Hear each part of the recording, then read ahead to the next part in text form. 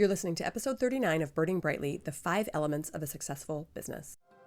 This is Burning Brightly, a podcast for Christian moms who are feeling called to build a business and share their light with the world. I'm Bonnie Wiscombe, a life coach, mom, and entrepreneur, and I'm honored to be your guide as you face this business building adventure, full of highs, lows, and everything in between. This is where we help each other find the courage to shine.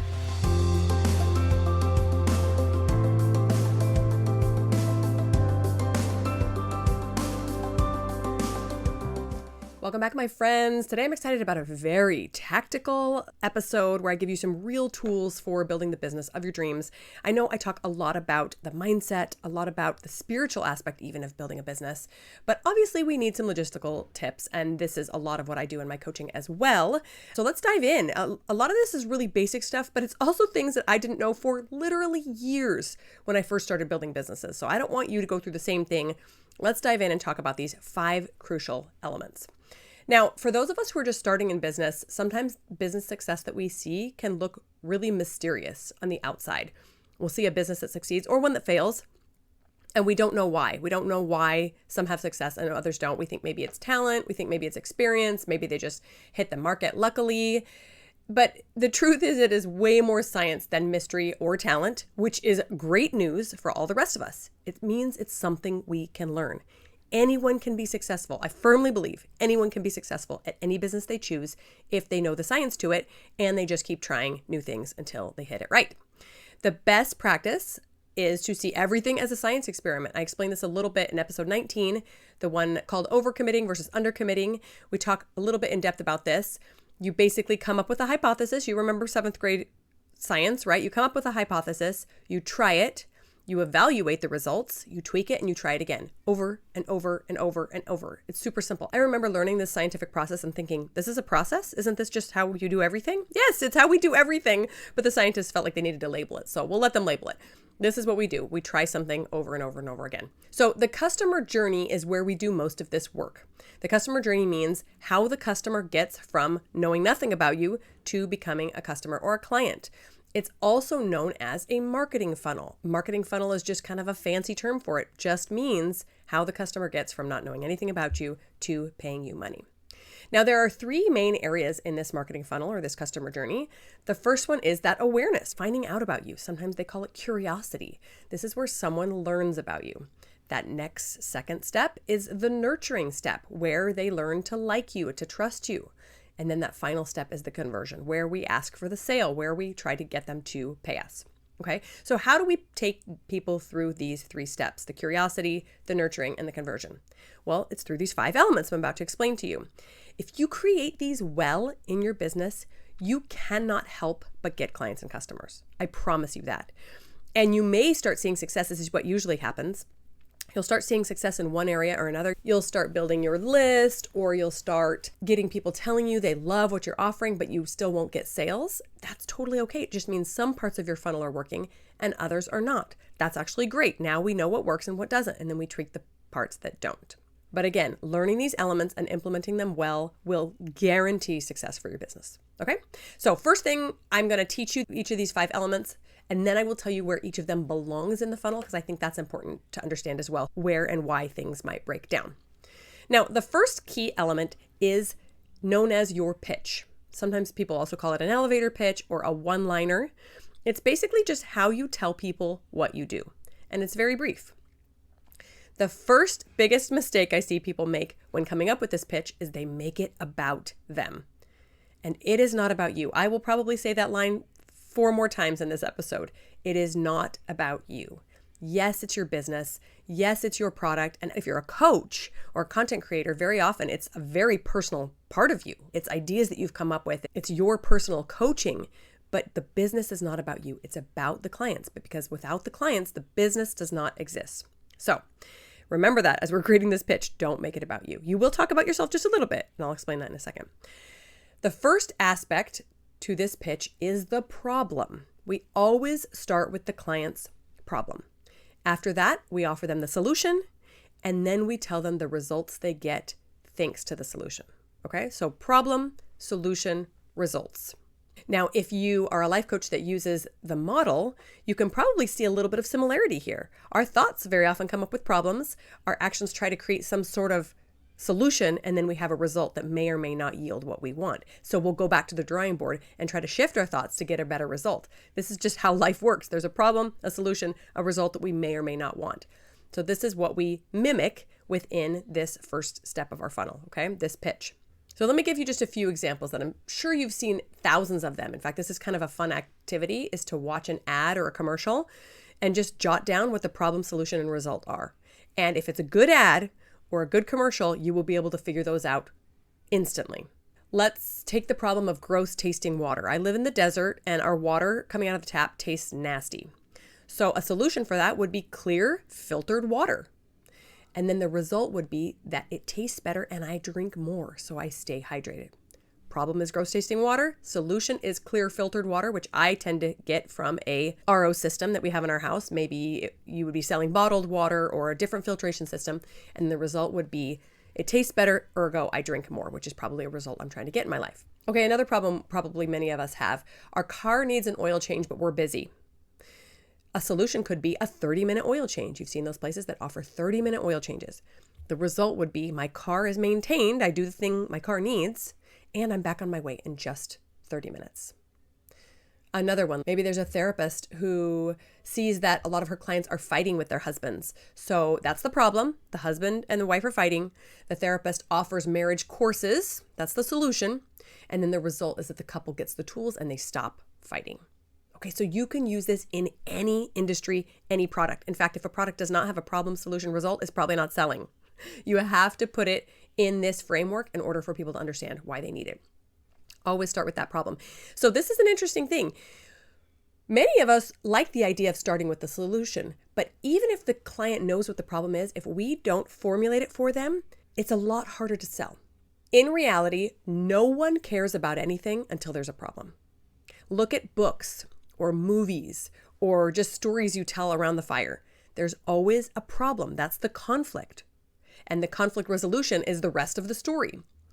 So if you can briefly describe the problem first, then you can describe how you fix it and then never ever forget the result. Again, that might seem obvious. You might want to just go say, I coach about XYZ. It's the best. But until you tell them why they need it, the problem, and what they're going to get out of it, the result, it's not going to sell nearly as well. So let me just share mine with you guys to get it in context. My problem is that new life coaches get certified and then they're confused about building a business. They don't know what to do next. My solution is that I offer one-on-one help in the form of coaching to get their business launched. And then their result is they coach people and make money, which are two of the reasons that people go into coaching. They want to help people, they want to make money. Okay? So problem, solution, result. All right, that's the first key element, that pitch.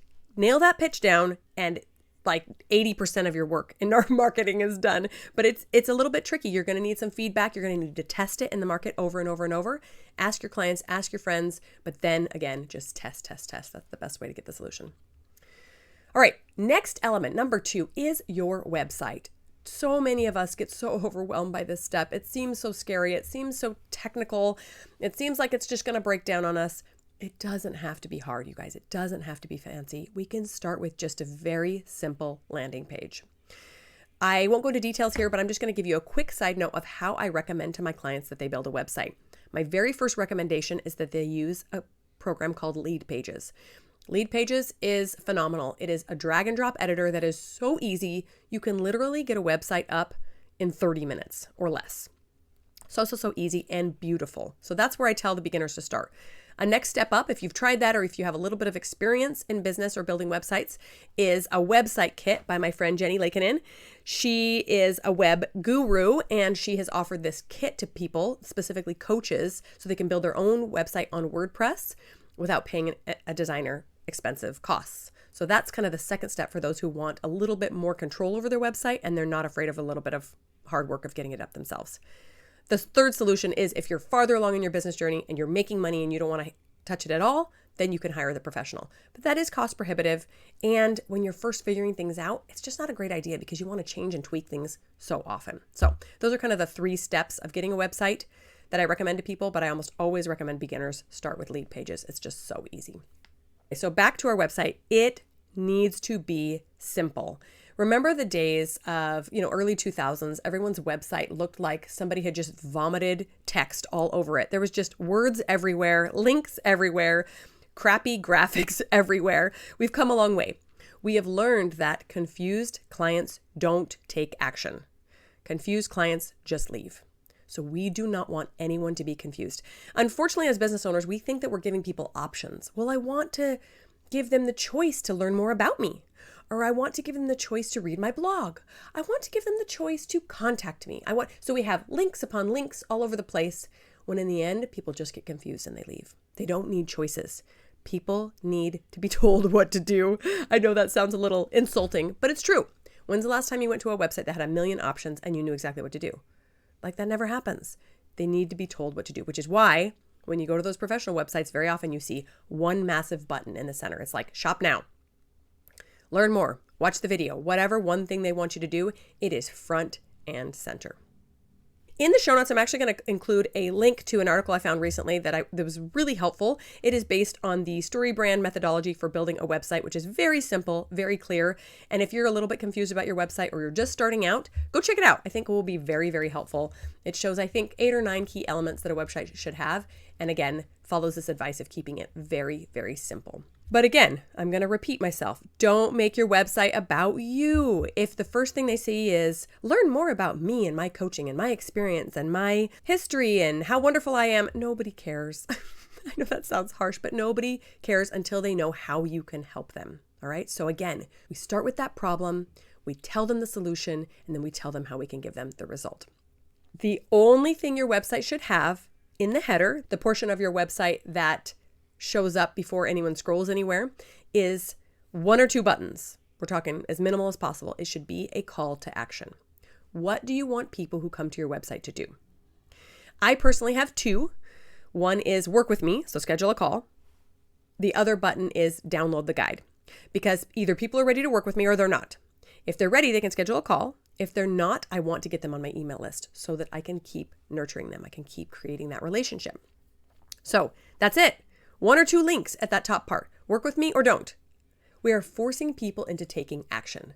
Hey, you're here, you're interested, take action, right? Now, it doesn't mean we're twisting their arm. If they're not ready, that's okay. But we do want to capture those that aren't ready in a way that we can retarget them later on. We can send emails to them. We can make sure that they hear from us regularly. So when they are ready, they know where to go. We can still have more links on our website. That's totally okay. We're going to need terms and conditions and the privacy policy, and maybe we do want to link to our podcast or our blog, but keep those in the footer of your website. Make people go looking for them if they really want them, including social media links, all that other stuff. What you want up top is those very clear choices. Come work with me or get on my list. So once we have our website or that very simple landing page done, that leads us to how we get people on our list. We have to create something for free that will entice them to swap it for their email address. People don't want to give away their email address for nothing. Nobody wants more spam in their inbox. So you need to tell them that you have things of massive value that you want to give away for free if they will leave their email address. Usually this is done in the form of a PDF. We call it a lead generating PDF. It means it generates leads. A lead is someone who might buy from us in the future. People also refer to it as a freebie, so something you're giving away for free in exchange for email.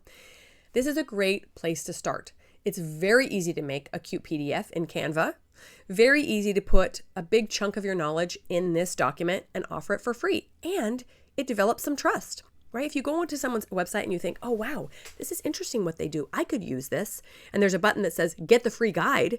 You're likely to download it. And then you're going to read it and realize, wow, this person really knows what they're talking about. This is a ton of great stuff. If only I had known this before. That's going to build some trust, and you're going to instantly be more curious about this person and wondering how they can help you in the future. A few ideas for this PDF are things like a guide, the free guide, a cheat sheet, a list of some sort. Here's 50 ideas for X. Maybe a plan. I see lots of fitness or nutrition people giving workout plans or meal plans. You can say you're offering 5 steps to some sort of success your potential clients or customers want. Really, you name it. If you can come up with it and put it on a PDF, it works.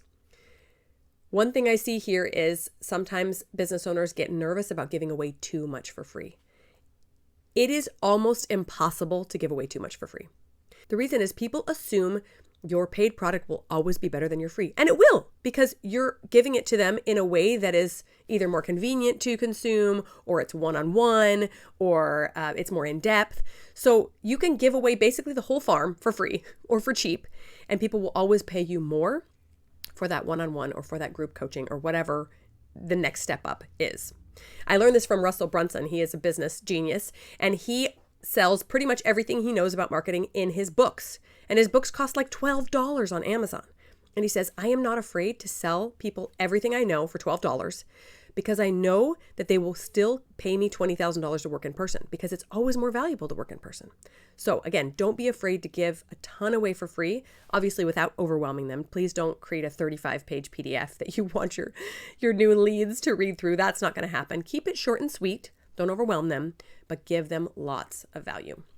People will always think, wow, if she gives this away for free, then her paid resources must be so much better, which they always are. Now, this free PDF is how we get people on our email list, which is absolutely essential for creating a relationship and nurturing that relationship. If you don't have an email list yet, create one today. Do everything you can to start getting people on an email list today. This requires a few steps, right? You have to find an email service provider. You have to find a program that will send these emails out for you. That's how we do it legally when it comes to mass emails. But start that email list as soon as possible, because that is how we get clients to know, like, and trust us and eventually pay us. All right, so that leads us to our fourth key element. As a reminder, we have the pitch, number 1, number 2, the website, number 3, that lead generating PDF, that freebie. Number 4 is our email nurture sequence. Again, know, like, and trust. That's the idea. We want our clients to know us, to like us, to trust us enough to eventually give us money. Just briefly, as an overview, when people put their email on your website, the first thing that we're going to trigger, which you can do automatically in your email service provider, is to send a series of welcome emails. This is basically like a, hey, I know you don't know me from Eve, but I'm going to explain what it is I help people with and how I can possibly help you. It's usually about 3 to 5 emails coming in over the course of a week or two, and you're just kind of becoming friends. Very often this business funnel, this customer journey, is compared to a dating journey, right? When you get someone's phone number, you're not going to immediately call them and be like, hey, let's get married. You're going to tell them a little bit about yourself and hopefully get to know them too. By the way, that's totally appropriate. And a welcome sequence is to ask for a response. I love welcome series that say things like, hey, this is a problem I've seen. This is a solution I offer. Tell me about yourself. Is this a problem that you struggle with? Where are you in your journey? What have you tried? What have you struggled with? Hit reply and let me know. People love to share their opinions, their experience. They love to share about themselves. That's just human nature.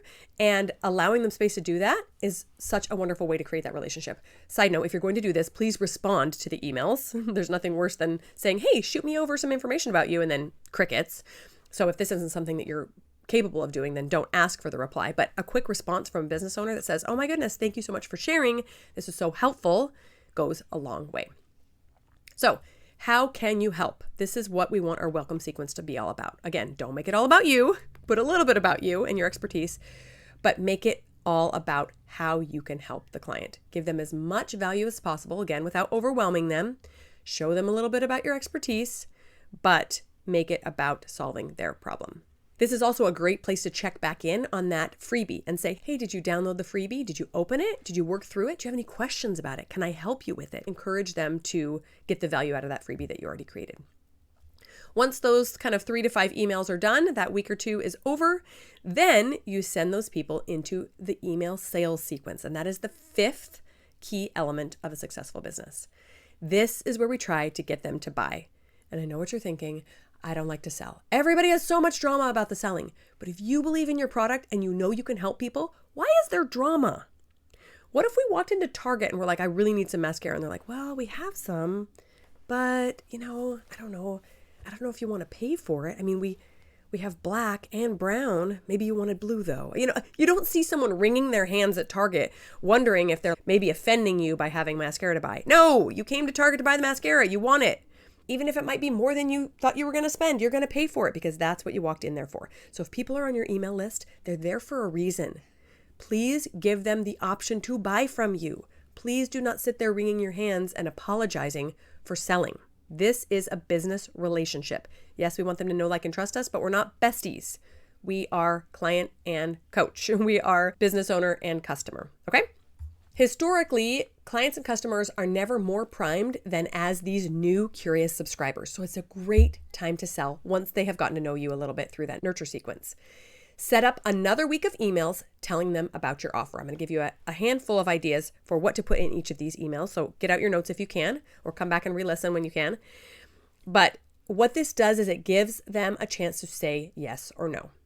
Now, you might get some unsubscribes during this week. Great, fantastic. You don't want your list full of people that aren't interested in buying what you have to offer. Don't let those unsubscribes psych you out, but give them something to say yes or no to. Don't just be kind of wishy-washy hanging out there in the corner. That's not beneficial to anyone.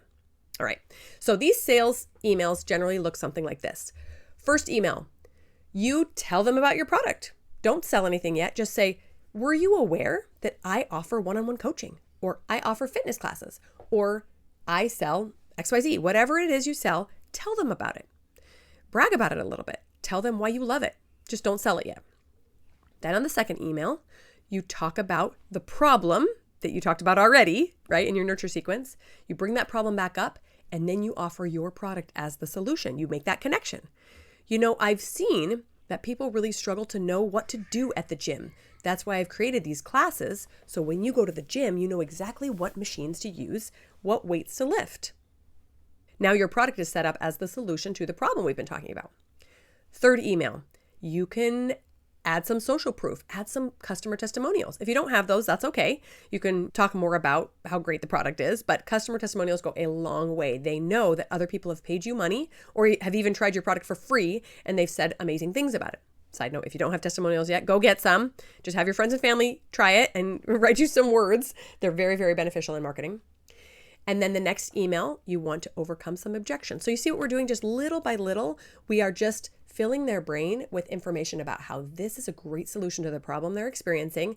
Other people have tried it. I know you might have some objections. Let me overcome them. What does overcoming an objection look like? Well, what do people object to when buying your product? Maybe it's money. It's always money. There's always a money objection. So you can say something like, you might be thinking, I don't have the money for something like that. But do you have the money not to invest in it? Do you have the money to be unhealthy for another year? Do you have the money to waste sitting around trying to figure out your business on your own for another year? So you choose an objection that people come up with, and then you show them how your product is worth pushing through that objection.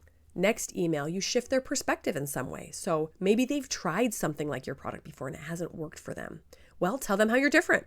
Say, I know you've probably tried something like this before and it hasn't worked. Let me tell you why my clients get success when they haven't in other programs or something similar. You're going to shift their perspective a little bit to see your product in an even better light. And then finally, that last email of the week, you ask for the sale. And that's it. You don't do any more convincing, no more testimonials, no more look how great it is. You just say, hey, I'd love for you to purchase this. Hey, I'd love to have you as a client. Hey, if this feels like the right step for you, click here to buy. That's it. And then hopefully you get some sales. If you don't, then you funnel those people back into your nurture sequence, which continues to go out every single week. That's where we send out our newsletter. We tell people about our blog. We say, have you listened to this podcast this week? That's how we continually nurture going forward in the future. So I know that was a lot. If you need to, get home, rewind this podcast, write down those sales emails. They work very, very well. Again, a lot of these marketing tactics that I use, I get from the StoryBrand way of doing marketing. So that is a really great resource as well. If you want to learn more about marketing, it is so fascinating. But those are your 5 key elements. As a review, your pitch, your simple website, your lead generating PDF, that freebie, your email nurture sequence, that welcome sequence, and then the sales sequence. And then of course, after that, you send them into your regular nurture sequence, which is what you send out every single week. So let's talk really briefly about where each of these elements fits in your marketing funnel. As you can probably guess, that awareness or curiosity step right at the beginning when people are learning about you, that's where they are hearing your pitch. Maybe they're reading your pitch on social media, or they're reading it on an ad, or they heard you in a video somewhere. Your website is also a part of this, because when people first show up at your website, chances are good they don't know much about you. You want to get them into your email list. The lead generating PDF, or that freebie, and your welcome sequence, that is the nurturing part of things. That's where you're giving them value and you're hopefully building some of that know, like, and trust factor. That's the nurturing part. And then finally, that conversion part of the funnel is where we ask for the sale. Don't cheat your business by not asking for the sale, you guys. It's so important. People want your help. Don't cheat your customers and yourself by not asking them for the sale so that you can help them. That is the conversion part. We could spend years and years building businesses that only get people through the nurturing part and never actually ask for the sale. And that would be so disappointing and so frustrating for all of us involved. So please do yourself a favor and make sure you're doing that. Dive into your businesses this week. Make sure you have these 5 key elements. If you are just so overwhelmed by all this, this is where I help. This is where I ask for the sale. Come coach with me. I would love to help you. I love what I do. And it is so rewarding to watch someone go from feeling so overwhelmed and like an imposter in their business to feeling confident and regularly getting clients that they can help. It is magical, you guys. I love it so much. Check out the links to this episode in the show notes today, and I will talk to you next week. Are you ready to get started on your dream business? Join Finding Your Side Hustle, my digital course that will guide you through discovering what it is you love and how to turn it into a family-friendly business. Are you ready for one-on-one support as a mom or entrepreneur? Schedule a free coaching call with me to work on the goals you have for your life, including business success, weight loss, or better relationships. I can't wait to help you make progress on your dreams.